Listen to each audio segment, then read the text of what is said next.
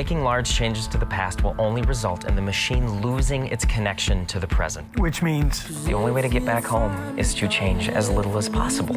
We had dinner, and then our friends show up randomly, and you're laughing and putting me off. And then you start acting like it's not even our anniversary.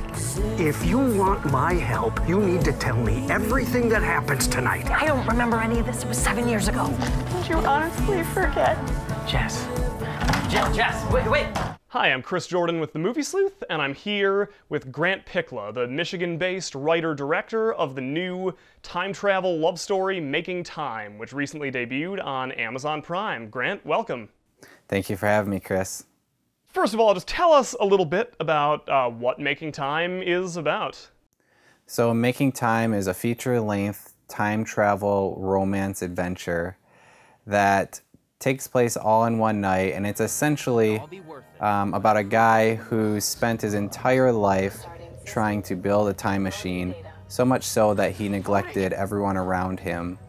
And in making his first round trip to the past, discovers the only way he can get back home that night is to repeat all of his past footsteps, which includes, very specifically, re-proposing to his ex-wife. Tell us a bit about the genesis of this film. How did you arrive at this particular kind of blend of sci-fi and love story?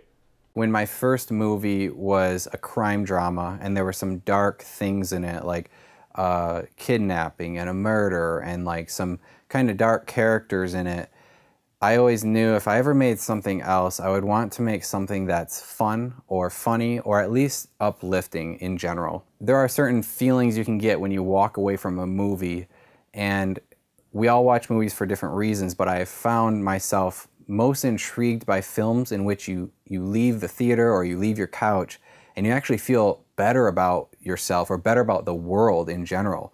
And I think if you can do that as like a filmmaker, then that's really powerful. So Making Time initially was like a Steven Spielberg-esque adventure, like let's go have fun.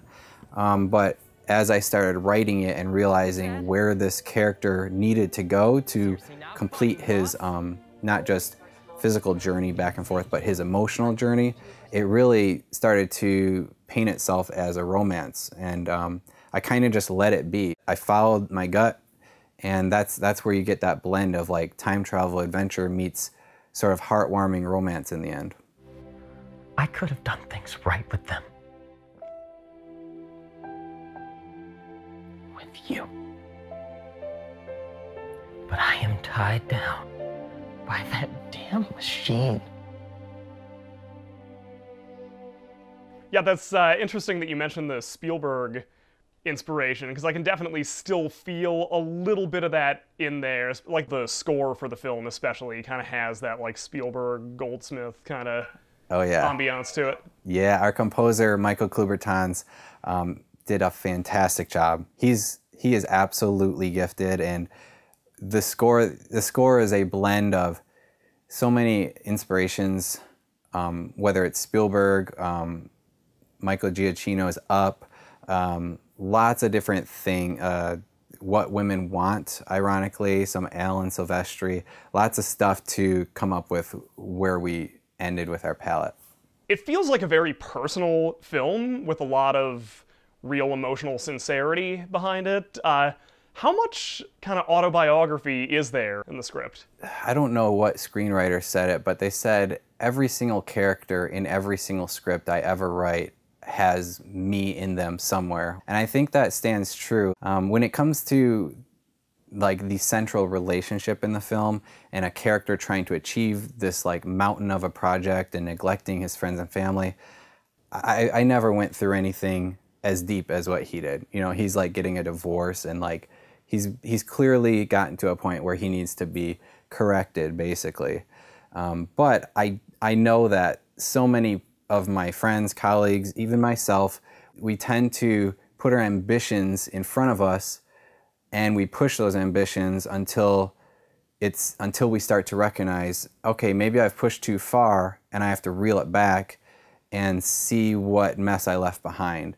So in the film, you use a total remodel of your house to denote past and present. What came first? Did you have the story and then you wrote the remodel into it, or did the remodel and the life events kind of inform the script that you wrote? One night I was walking in our kitchen, and our entire kitchen, our main floor, the living room, the dining room, all of that was about to just be tore out, all the way down to the studs and the subfloor. And I say it's either the smartest thing I ever did or the dumbest thing, but that night I kind of just declared, this could be documented, and this could provide so much free, well, not free, but free production value for a film if you were to shoot a time travel story, if you shot the past right now before this house really changed, and then shot the rest later after it was done, because that's so much more tangible than just, oh, it's the past and the present, and look, they changed, some photo frames on the wall. Like, this was real, and it's all there. I knew that second act break, when he comes upstairs and enters the house for the first time, or enters the main floor and sees it, that is like our magic trick presenting a real thing to the audience that there's just no way we faked it with CGI, Someone's being real weird. It worked. It worked. So now you're a native Michigan filmmaker, and we as a state had our brief moment in the Hollywood spotlight with the film tax incentives and the industry that very briefly grew up around that and then went away when the tax incentives did. So that said, did you ever have any thoughts of trying to sell this script and make it as more of a Hollywood production, or did you always want to make it as an indie film and make it here in Michigan? There's only like two ways to get a good story. One is you go find a true professional writer who can do it right and make a script that wows people, or you do it yourself. So it ultimately just came down to the only person who's going to really slave over this script would be me, and I also wouldn't even truly want to write something and spend that much time on it unless I knew for a fact we're making this. And so it just kind of had to be. And so what was your experience like of making this film in Michigan as an indie that you were doing yourself and finding the talent that you needed? Chris, the thing about any small film production, whether it's in Michigan or any other state, is that it's like a reflection of Hollywood. It's networking and who you know. And the nice thing about Michigan is, even though we don't have a lot of film productions here, especially large scale happening, the minute that someone goes full steam ahead on something, then people like to flock to it. And you'll find there's really good talent here in Michigan, both in front of and behind the camera. And I'm very lucky to have worked with some of the actors before, because then the network grows and there's such a strong acting family in Michigan. So everyone wants to support each other. Everyone wants to see productions made. I would just say Michigan film production it's a win-win for everyone involved. And so you mentioned a lot of the actors and the crew you had worked with before. Was that basically how you found your cast? So the lead actor, Mason Hyger, I had initially cast in my first graduate thesis film way back in 2013, and he played a small role in the film Niner, and he was so good in his audition that my producer, Kevin Neil Smith, we looked at each other I don't know, we cast him for this role, we cast the entire film, talking Niner, and we almost felt like maybe we should switch things up because he's very talented. Ultimately, due to scheduling, we had to end up keeping the base group we had, which was a solid group, and many appear in this film. But being able to continue to be in contact with Mason throughout the years, I've hired him for corporate commercial shoots, and one day we're actually eating lunch, and it was in the middle of a corporate shoot, and he looked at me and he's like, you know what, Grant? You should make another movie. You should go and direct a feature and make me your lead star. And he kind of like laughed at the idea, and I laughed too and said, well, yeah, if only it were that easy. But I held on to that for 3 years, and then when the time came, I was like, yeah, that's what I'm doing. That's what I want you for. And then the other actors, I actually reached out to as many people as I had first worked with in either Niner or other productions, made them straight up offers, so no audition needed. You're for the part, I wrote it with you in mind. And that's how about 3/4 of the film was cast. And then the last quarter, I reached out to like friend of a friend, like Mason, do you know anyone? Jordan Cantola, do you know anyone? And actually that's how we met Tori Titmus, who Jordan Cantola had worked with in Chicago, and she became the other lead actor in our film playing the role of Chess. And Mason, in the meanwhile, he was in Batman v Superman in a small role. That sort of street cred, to me, like to know that Zack Snyder picked him out of the crowd and said, this guy's talented. I mean, it's all the more confirmation that I knew coming into shooting a movie in 2 days, all scripted, that Mason would have the drive and the talent to back it up. For people like myself who work in production, a really interesting thing about how you made this film is that you shot it in just 2 shooting days. And I know that was part of the whole concept and part of the Kickstarter pitch for the film, and certainly what first brought my attention to the project back when you were shooting it.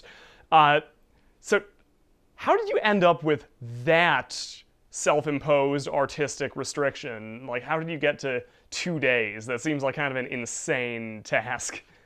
Chris, it's very simple.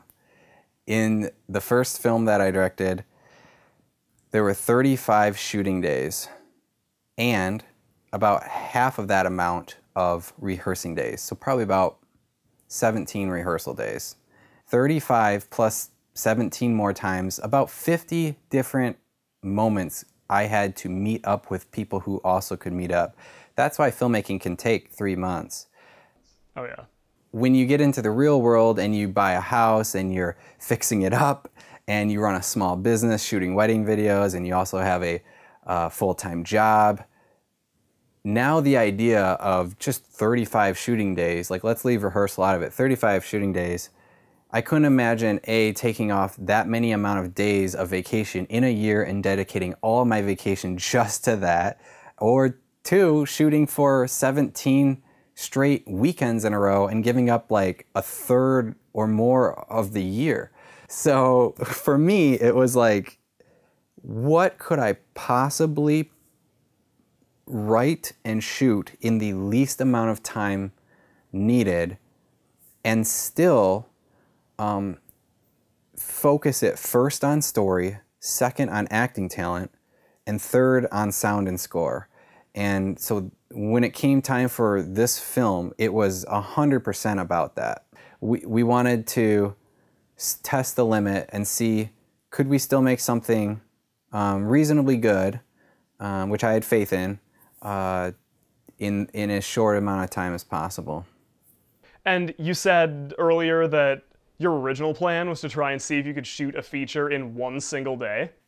Yes. Okay, so as a little background, I shoot wedding videos with my wife, and throughout the day I'm running Steadicam, but I had so much experience in capturing a live wedding in which basically your actors are the bride and groom, and knowing how to swoop in at them or catch the right moment or start taking some risks and like panning over to the crowd, then back to them, that I felt like, why don't I take that concept? I took my cinematic skills into a wedding filmmaking world. Why don't I bring my live filmmaking world now back into cinema? And basically, instead of a bride and groom, I have actors who are nailing their lines and I know where to tell them to be. And I'm essentially just shooting it like a live production, except with a more cinematic understanding behind the lens. And so yeah, the goal is shoot one in one day, and not just in a single take, but just do like an event, like the biggest moment in a person's life with all the other side characters that show up.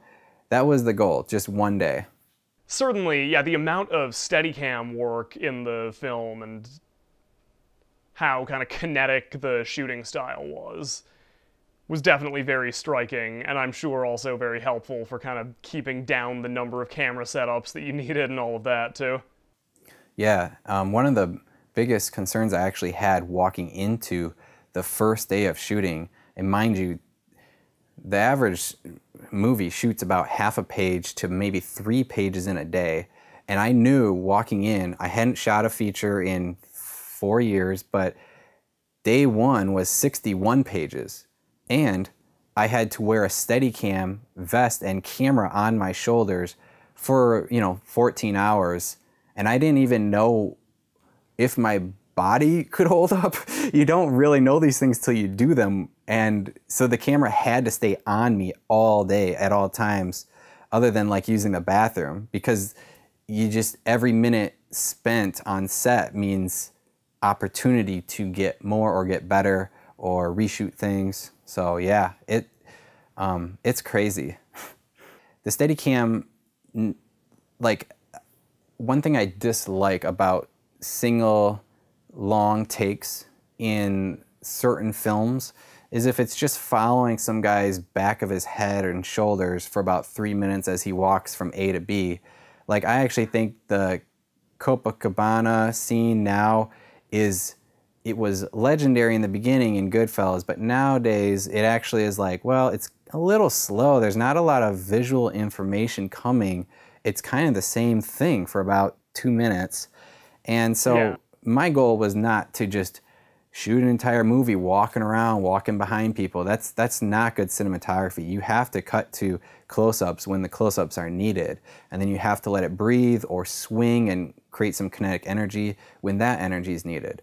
So it was taking all those things I had learned and the experiences I had and just trying our best, very much on the fly, but using really a lot of just experience. And how much rehearsal was there, both with the actors to prep for the 2 days and you with the Steadicam kind of choreographing those moves and blocking those shots?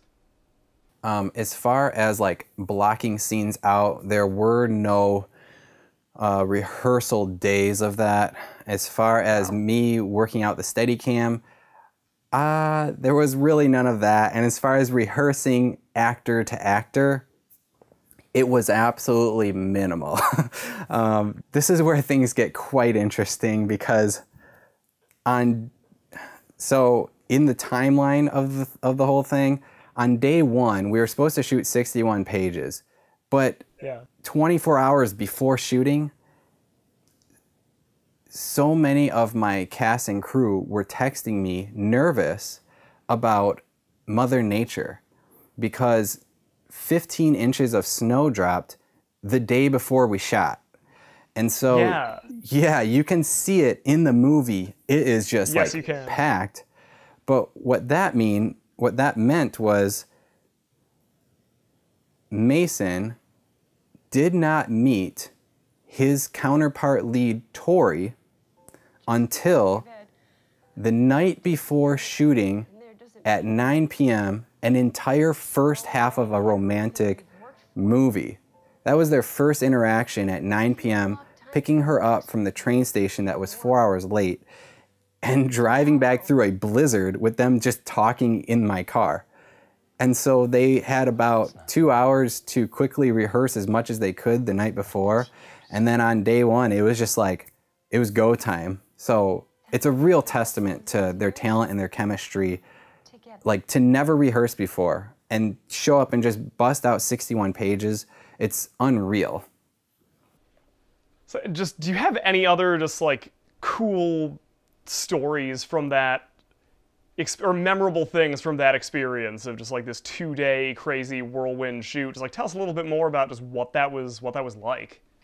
Absolutely. So yeah, like I said, it was the day before the first day. And the first day was really the one where the storm was like looming, literally and figuratively. Like no one truly knew what it meant to shoot it, because there's no handbook that says, oh, this is how you shoot half a movie on your first day. Half of my crew, we had 10 crew members coming on the big shoot. 5 dropped out. That's because 2 had, they literally couldn't make it, car troubles in the snow. 2 were sick, and 1 had kids who were sick.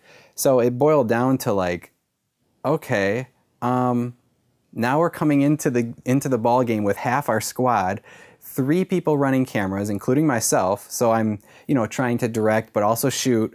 A sound guy, thank God Ezra came, and lastly Tess, who ran she was originally there for makeup and some script supervising. She took on all 5 other roles and just absolutely owned it. And that's like props and managing upcoming scenes and getting the food that was being catered.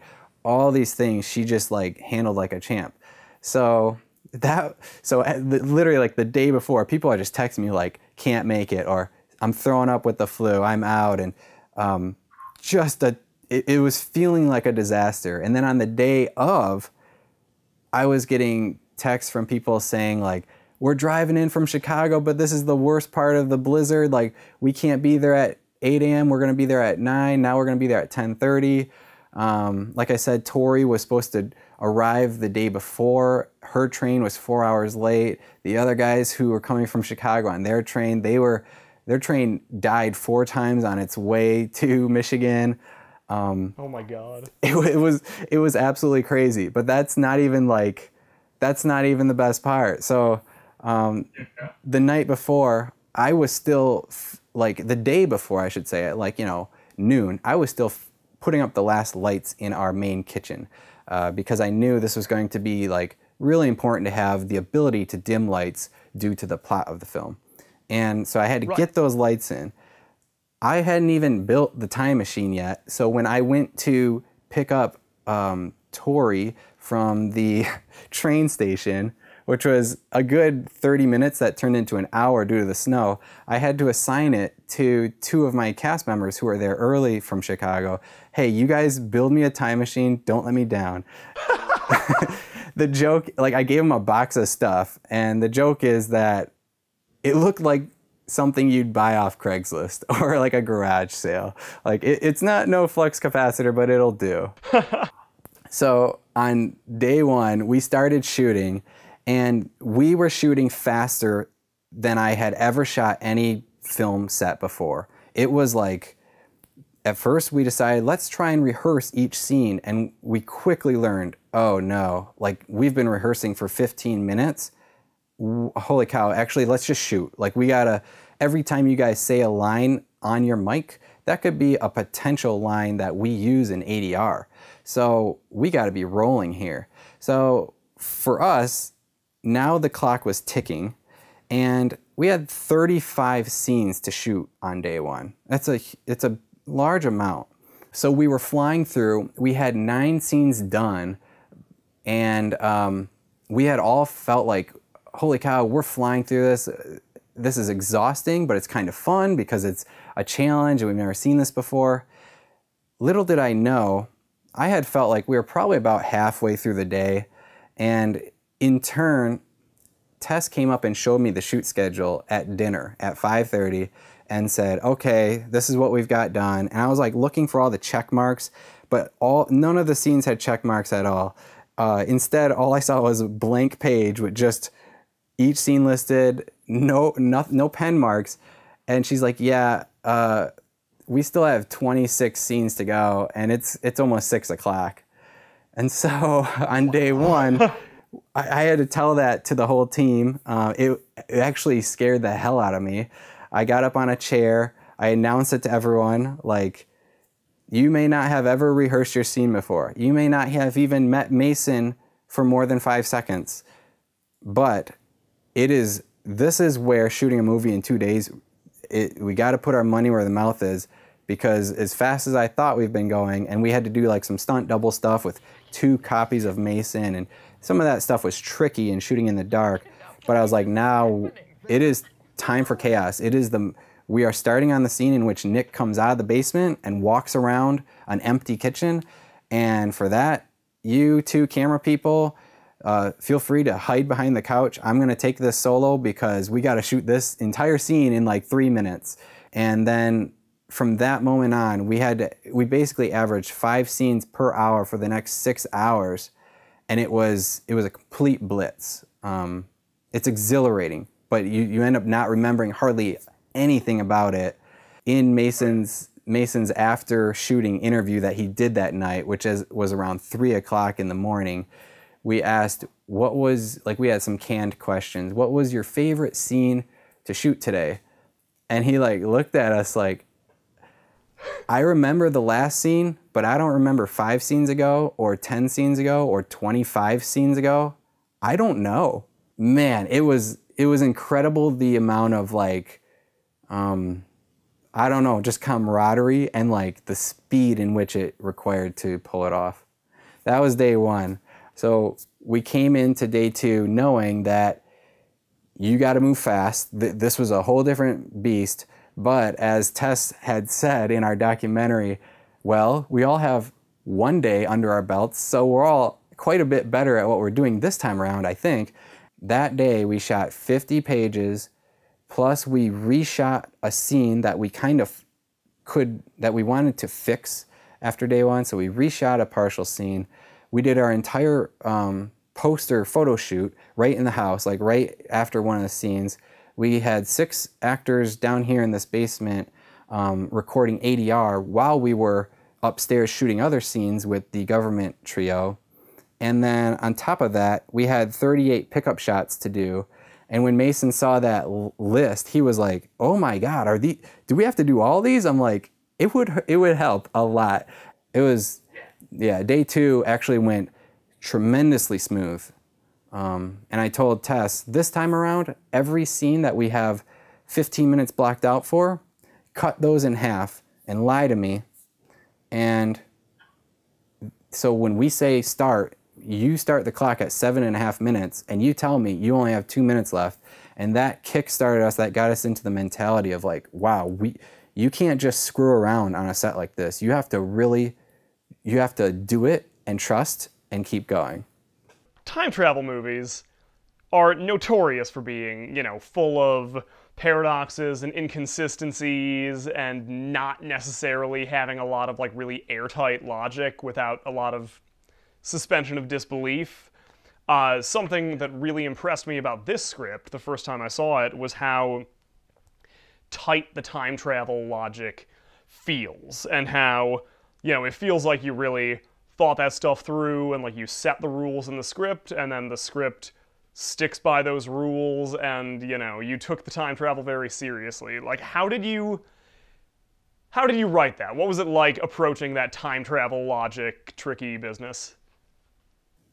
Well, that's a great question, Chris. The last thing I wanted in my movie is for someone to point something out and say, they could have just done that and they would have won.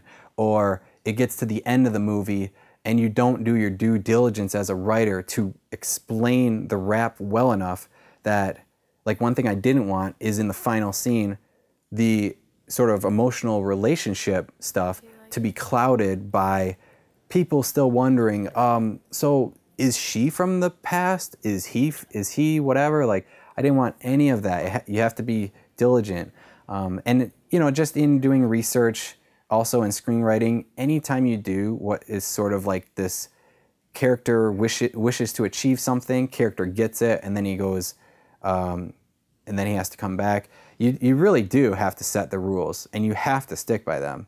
And that's why in every movie you see, they're always going to explain those rules because it's the base. If you don't, then the audience is going to have a lot of questions, and they're not going to know what the writer knows.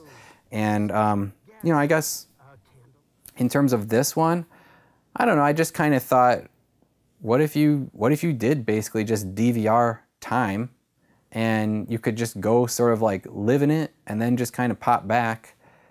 And I'm sure it's been done before, but it just felt kind of logical to me. And the idea of it being sort of like, well, it's instead of Back to the Future, a fading photograph because you're screwing things up, our sort of fading photograph was basically the machine had to work harder to stay connected and the house losing power. And so like the last thing you want, so that way the lights could be our indicators to the audience that, oh no, like the photograph's fading, the lights are starting to fade. Right. Yeah. It's just a lot of thinking, a lot of just analyzing your own stuff and then trying to break it yourself and see where the holes are. So you did kind of try to test your own logic or break your own logic to see if the writing was sound? Yeah, in fact, one of my earlier drafts, someone was reading it and they just straight up called out like, oh, this doesn't work, because he would have, if he already knew this going into the past, then why would he go? And so it had to be, there were things like, well, they go back 7 years in the past. Well, that's a plot contrivance. Duh, wouldn't Nick know that that's the night of his anniversary? So you couldn't just say, they're gonna go back to the first night it ever went like live online. You had to clearly establish that Nick, he doesn't remember things. Literally the line, I can't remember what I ate 2 weeks ago. Those lines have to be sprinkled in so that way when they go back, it's clear this is as much as a surprise to him. You have to be very careful with that, knowing that you could irritate an audience who, what you don't want is, oh, that's a cop-out. That's like the line you don't want. Talk to me about the process of finding distribution for the film, and I know you were taking it around to festivals, and what was that like as a truly indie production?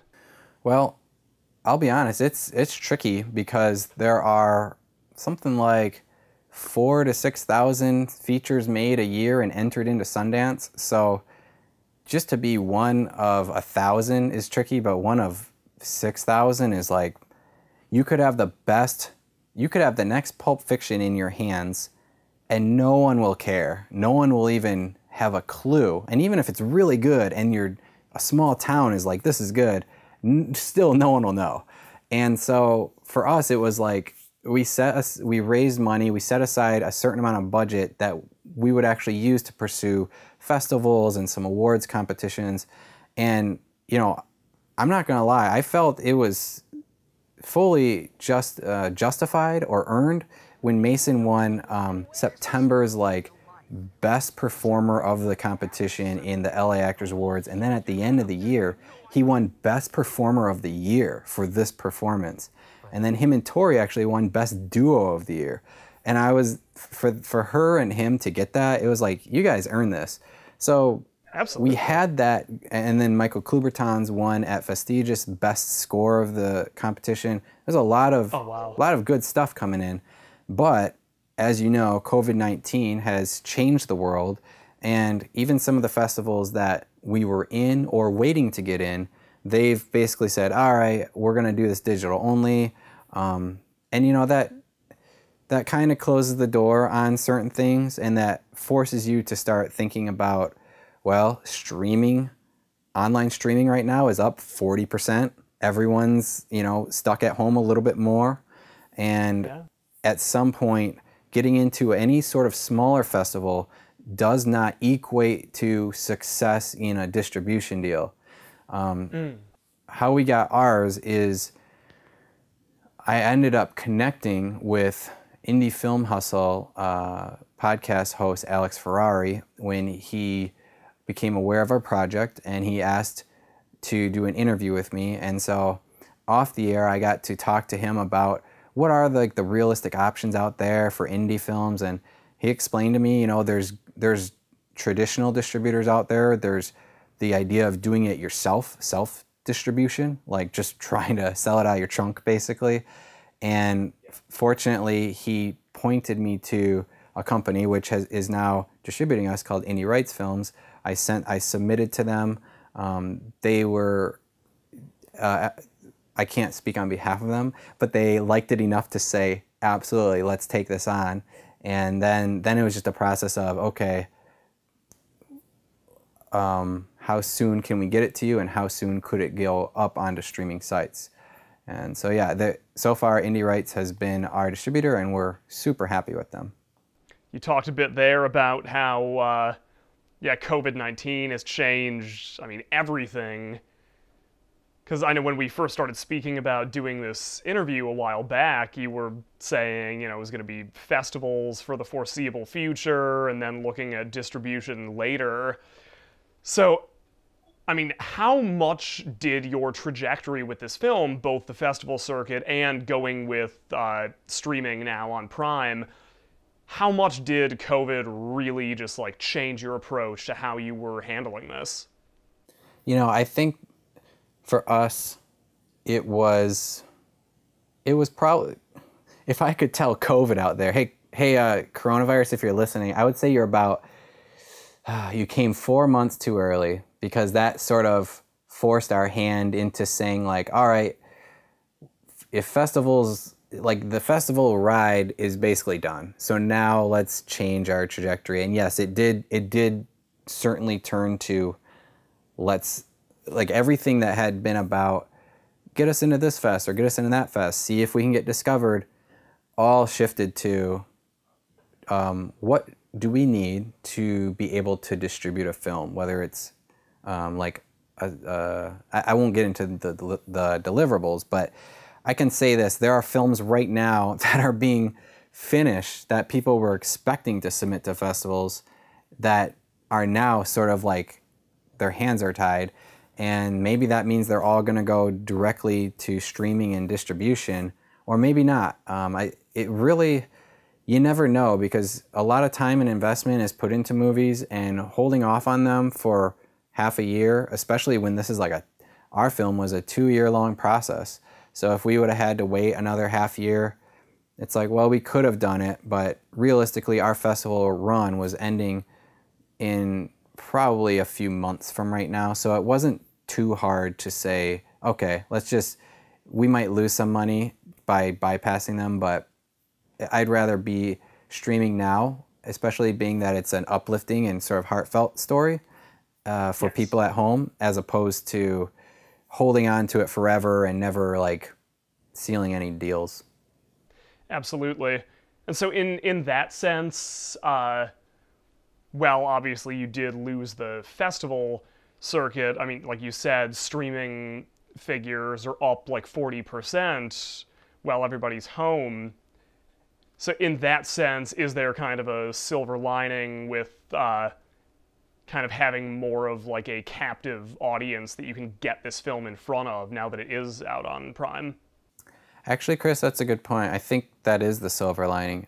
One of my biggest things was, after about 2 weeks of just being quarantined or stuck at home, all I wanted was, man, it would be awful if my movie sat on a shelf or a hard drive during this entire time period, because when else are people going to have this much time to make for watching things, and especially supporting independent artists, Absolutely, yeah, and like you said, it's a very positive, it is an uplifting film that, like the showrunner of Black Mirror said that like right now he would not want to be making more Black Mirror, because like that kind of stuff isn't what the world needs. Yeah. Whereas, yeah, your film, that's the kind of film that people are going to be looking for.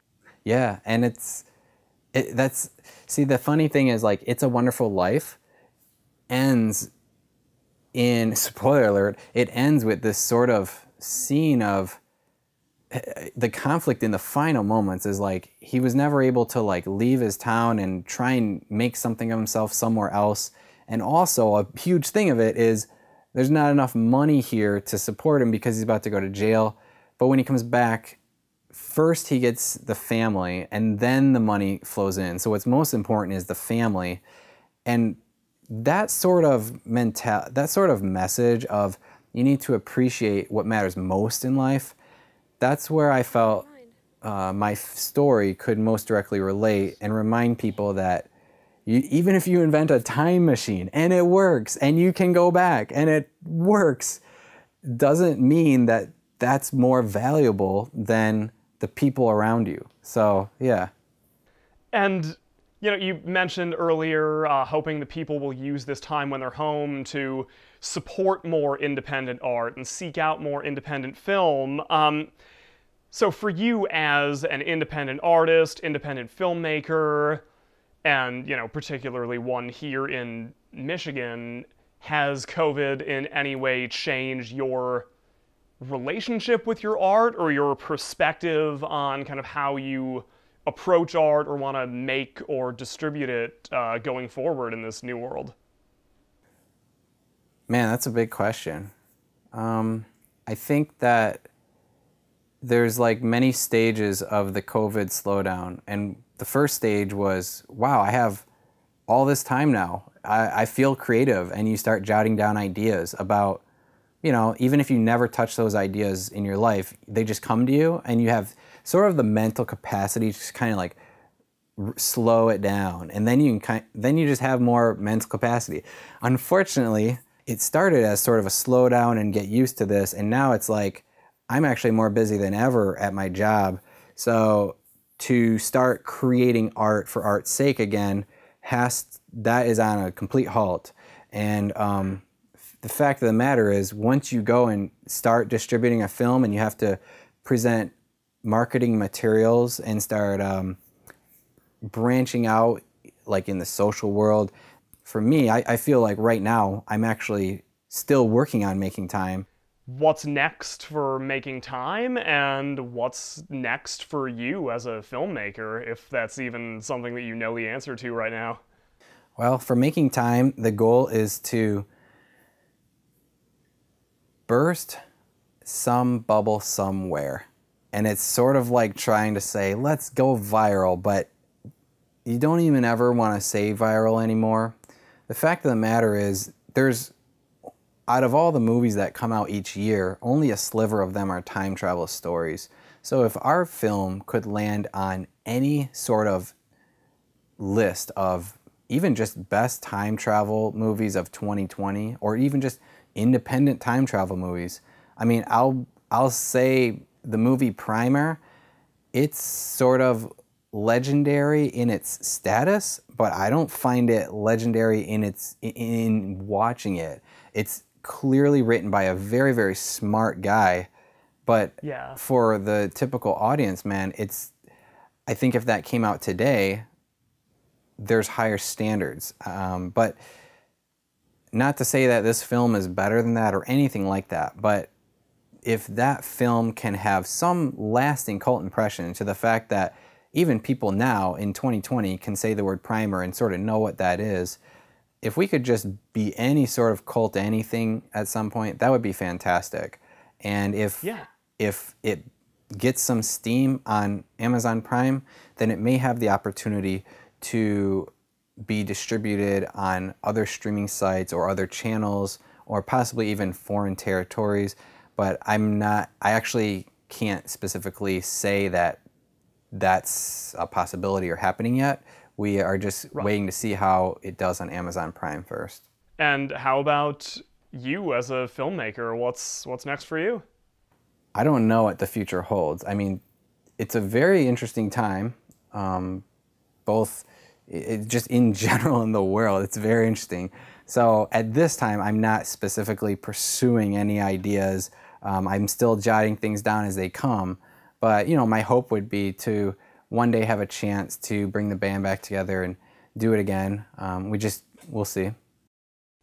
Okay. And any thoughts of heading out to Hollywood, or is the Michigan art scene the place for you? Michigan art scene is definitely a place for me. And going to Hollywood is much more than a experiment, and it's much more, especially when you've got roots planted and you're in a mortgage, and you know I'd be alone in a desert out in LA, whereas here I have, you know, an entire crew to fill a ship with, and we can sail the ocean to the next sunset if we win again with another film, you know. So yeah, absolutely. All right, well, yeah, we'll hope to see some more great Michigan-produced films from you in the future then. Yeah. All right. Well, Grant Pichla, thanks for talking to us. Thank you so much for having me, Chris. If you could go back in time, to any time in the past with your time machine, when would it be? Why do you ask? Just curious.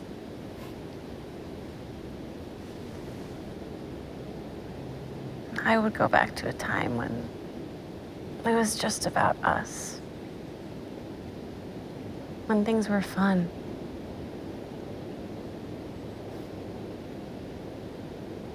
I think we're living it right now. Well, if that's true, then who needs a stinking time machine?